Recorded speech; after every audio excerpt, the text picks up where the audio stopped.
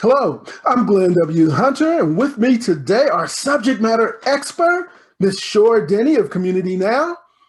And we're teaming up again, and we are the three C's of SEL, social emotional learning: community, communication, and collaboration. And what we're going to talk about today, as the world continues to spin, man, pretty much as fast as it ever has, we're going to talk about vaccines and privileges. Man, the vaccine has gone and taken off. It's a big part of our consciousness now. Privileges are now hanging in the balance. And what does that mean for our community? So, sure, let's just jump right in. Travel is something that it means to our community. What is going on with the ability of vaccine and how that plays into travel as Americans? This vaccine is playing into everything as Americans, right? We are used to traveling during the holidays. We just had a great holiday. Easter was just here, and Yes. there were a lot of people traveling. And I think across the country, they felt that maybe too many people were traveling right now. I'm not sure if they were inoculated or that had their vaccine or not. So everybody mixed bag traveling, and I think that's what the vaccine is going to mean to us. Do we get to go and do all of the fun things that we were doing before? Are we going to get a chance to go back in time with this vaccine, or, what does our future hold? And I think that's really the pivotal question right there. What does our future look like? Because it is evolving. If you think about where we were when everything was shut down economically, socially, and now people starting to kind of get their feelers out. Now travel kicks in. I was watching something just recently about this uptick in travel out of LAX, and being here in Southern California, that's a big economic driver, people going in and out. So when you start thinking about how that plays across, heck, just Southern California, are there going to be more leisure activities available to us, which is something we do, especially with the weather getting good? Oh yeah, yeah. Ooh, I see all kind of people out, right? People are out. Um, I don't know if the governor said to go back into quarantine. I don't know if it's even possible now. I think that um, we've all had enough. And I think that no matter what, this vaccine happening has given us all the ability to see life again, to live. Oh, which I think in the big picture is a good thing. But the other side of this argument are the restrictions that are potentially being discussed without the vaccine, if you're not able to show evidence that you've been vaccinated. Sure, what are you seeing from a community perspective in terms of restrictions? I don't know yet, right? I mean, we have our own restrictions on us at this point. We've seen in different states that the conversation has started. Should there be a vaccine passport? Should we use that for travel, and the amusement parks and everything are opening up again? Should they have to show that they've been vaccinated, or the adults, before you're let into the park, right? Right.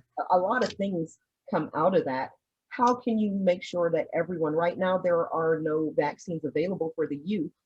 It's coming, but right now, so we're looking at, okay, so our youth aren't getting inoculated, but so the adults have to have the passport. I mean, there's going to be Right. some nuances that they're going to have to work out, as a family unit, of how you're going to, what's acceptable for that unit to come in.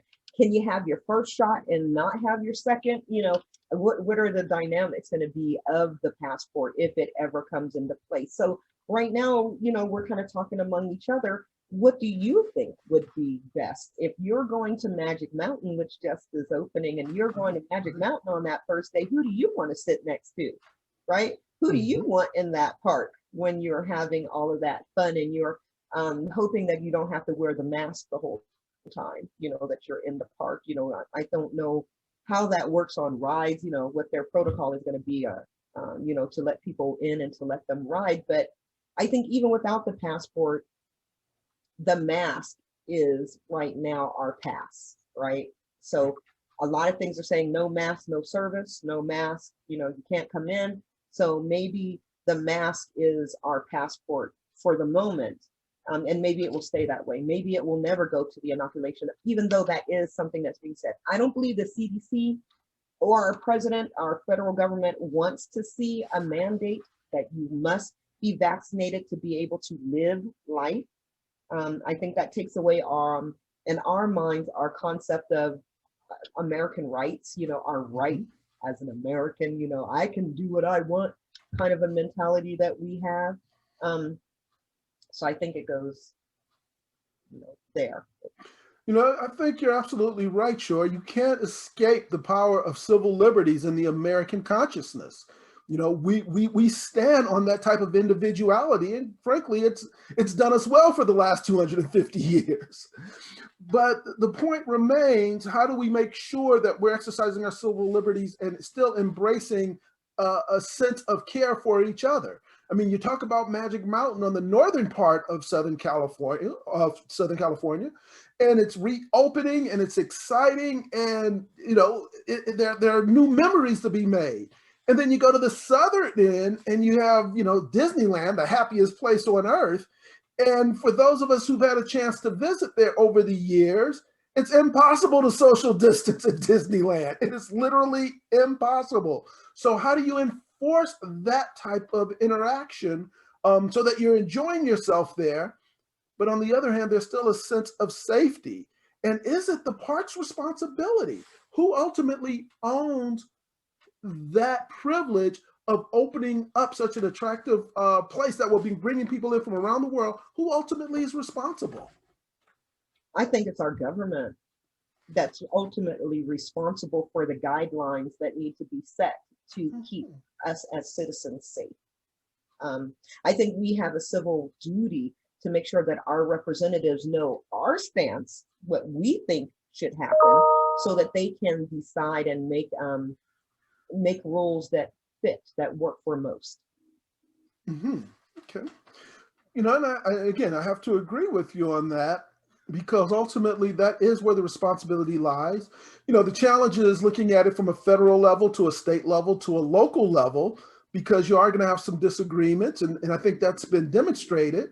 But I think we've also shown that these things can be worked out. I mean, going back to Orange County, where there was some very strong resistance regarding mask regulations a year ago, we no longer have that heightened sense of tension, fortunately, where there was violence as a result of it. So looking forward, what are some of the possibilities that we'll have to engage in terms of creating protocols with our vaccine so that families can actually enjoy each other being families?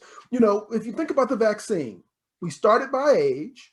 It was the older people and we worked our way down, and eventually we have to get to the younger people. We're still working that out. But as we're making that progress, how do we continue to live as these freedoms are coming back to us?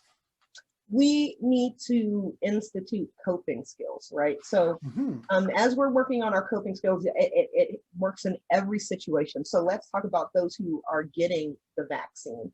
So that was part of their coping. They chose to get the vaccine. So problem solving is our first element. Choose the solution. What a strategy are you going to use, and choose your solution? That's a part of coping.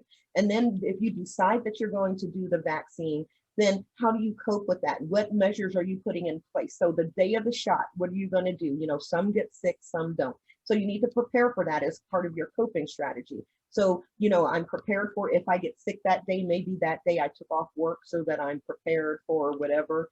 Then you want to look at your strategies moving forward. I still will wear a mask. I'm doing this. My problem solving says that I'm doing this to protect me and my family and others from catching this virus.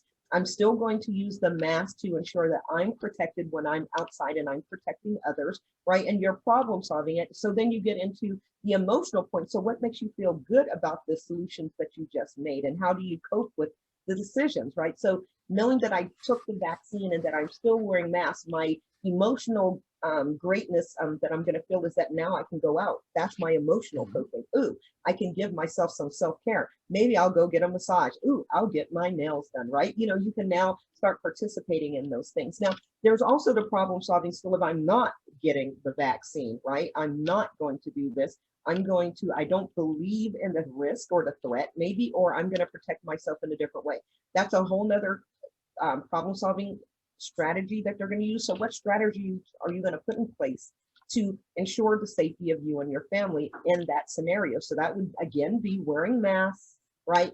Really paying attention to that social distancing and using a lot of disinfectant, right? To ensure that you are staying clean and that you are trying to make sure that whatever people touch after you is clean.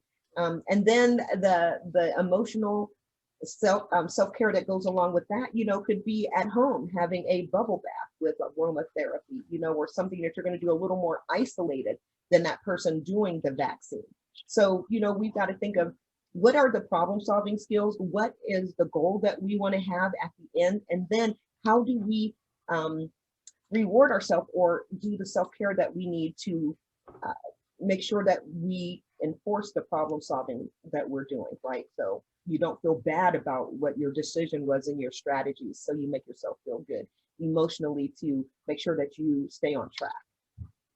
So those would be the things that we all need to be doing right now, right? Paying attention, being very up on what is happening with the vaccines, how many have taken it, you know, how close are we to herd immunity, all of these things, I think being aware. And again, as I said, making sure that our voices are being heard with our representatives so that they know how we feel and what we think is fair and safe in our communities. I don't think you can overemphasize the importance of that dialogue between our local officials, community leaders, and the community at large. You know, as we're making this progress toward normalcy, one of the things that we're enjoying here, particularly in Riverside County, is the possibility of going to the orange tier, where you start seeing things like gyms and health facilities starting to open up. And you're going to have a lot more flexibility. Restaurants will be able to expand their service. Movie theaters are going to be available to us again with certain restrictions. So when you look at that orange tier migration, which could happen as soon as is this calendar week, as we sit here on April 5th. As you look at that, how is that going to impact tourism in California? Because everybody wants to come to Southern California. But more importantly, how do we sustain the discipline so we don't backtrack after achieving the orange tier? Masks. Our defense, right? That's our first line of defense, masks. And as much as I hate the alcohol hand stuff, make sure though that if you're using a lot of disinfectant, that you're getting safe disinfectant and you're not giving yourself cancer, trying to protect yourself against COVID. A lot of the hand sanitizers are very toxic, so beware of that. But there are always going to be those that are not going to take the mask. And as we see in Michigan and in Florida, their numbers are spiking of those who did not get the vaccine. Those who did not get it are starting to spike. We're seeing higher death rates because of, and it's in that group that didn't take the first, didn't take the COVID shot.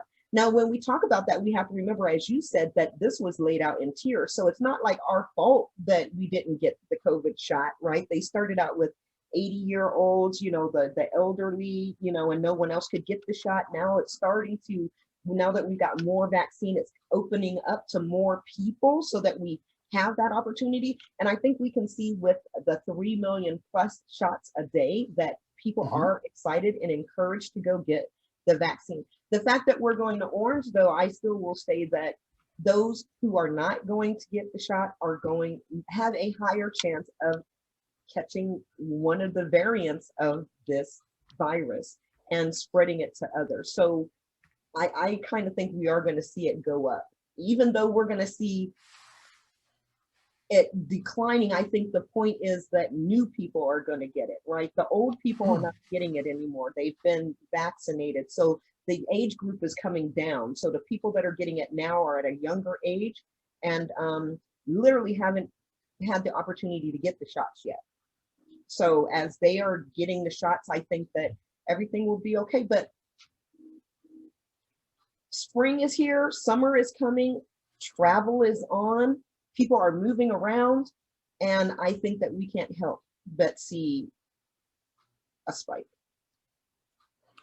Well, I think we have to be realistic as we're future casting, which is going to happen. We're going to have more people here. We're going to have more interactions, but we also are going to have more information. And thanks to some of the input you've just provided us, we're going to have better tools, not just to defend from the virus, but really to have the coping skills so we can actually, save ourselves. We can interact better as individuals by having the skills required that you've discussed in order to be more mindful of our health and our community health. Right. And I think that is what really comes down to us getting off the back end of this pandemic, is the healthiness of our communities at large and embracing that. So we've covered vaccines, we've covered privileges, we even accepted some of the responsibility of being better. But with that mindset, Shor, how do people find you as you're continuing to share how we're going to navigate through these perilous times?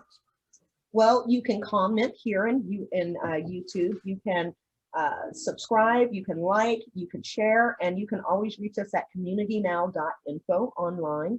And you can comment there and let us know if you have any topics you'd like us to talk about, or if we struck a chord, or what you think about our episodes. We'd love that. Once again, we have our subject matter expert, Shor Denny. I am Glenn W. Hunter, and I think today we were able to share some positive news, particularly regarding vaccines and the privileges that come with them, not just the physical health, but definitely the emotional health that comes with that responsibility. And always, in parting, we want to encourage each and every one of you as you're getting ready for the great weather here, particularly in the Inland Empire, out there interacting and exercising those liberties. Please be safe. Thank you.